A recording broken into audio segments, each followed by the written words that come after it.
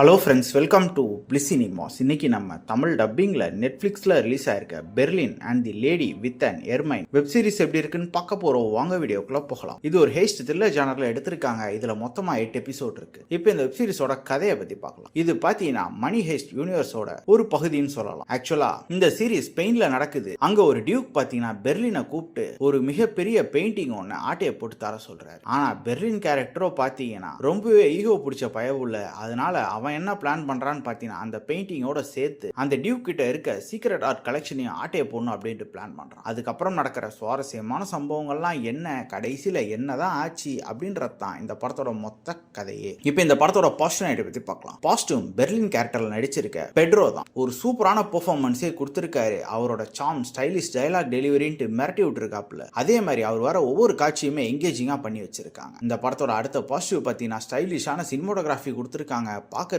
ஒவ்வொரு ஃப்ரேமுமே அல்டிமேட்டா இருந்தது. இவங்க பண்ற ஹேஸ்ட் செட்டப்லாம் பயங்கர ஃபாஸ்டா சூப்பரா பண்ணி கொடுத்திருக்காங்க. ரொம்ப எங்கேஜிங்கா இருந்தது அந்த போர்ஷன்ஸ் எல்லாம். அங்கங்க பல இடத்துல ஃபன்னும் பண்றாங்க. அதுவும் பார்க்கறதுக்கு நல்லாவே இருந்தது. வெப் சீரிஸ்ல உங்களுக்கு ரொமான்ஸ் வேணுமா அதுவும் இருக்கு, சஸ்பென்ஸ் வேணுமா அதுவும் இருக்கு. அதே மாதிரி மணி ஹேஸ்ட்ல என்னென்ன இருக்குமோ அதெல்லாம் கிட்டத்தட்ட இதுலயே நீங்க எதிர்பார்க்கலான்ற மாதிரி தான் எடுத்து வச்சிருக்காங்க. இந்த வெப் சீரிஸோட நெகட்டிவ் பத்தி பார்த்தீங்கன்னா வெப் சீரிஸ்ல வர எமோஷனல் கண்டென்ட் பெருசா நம்ம கனெக்ட் ஆகல. அது இன்னும் கொஞ்சம் பெட்டரா பண்ணிருக்கலாம். அதே மாதிரி லாஜிக் சுத்தமா கிடையவே கிடையாது. அவங்க இஷ்டத்துக்கு எடுத்து வச்சிருக்காங்க. ஆனா இந்த வெப் சீரிஸ் மணி ஹேஸ்ட் அளவுக்கு இருக்கா அப்படின்னா அதுவும் ஒரு மிகப்பெரிய கேள்விக்குறி தான். ஒரு சிலருக்கு டிராமாட்டிக் ஃபீல் வரவும் செய்யலாம். மொத்தத்தில் என்கிட்ட கேட்டீங்கன்னா கண்டிப்பா இது ஒரு one time watch web series தான். ட்ரை பண்ணி பாருங்க. இந்த வெப் சீரிஸ்க்கு நம்மளோட ரேட்டிங் கேட்டீங்கன்னா 10க்கு 7 மார்க் கொடுக்கலாம். வெப் சீரிஸ் அடல் கண்டென்ட் இருக்கு. ஸோ ஃபேமிலியோட பார்க்காதீங்க. இன்னொரு வீடியோவில் சந்திக்கலாம். தேங்க்யூ.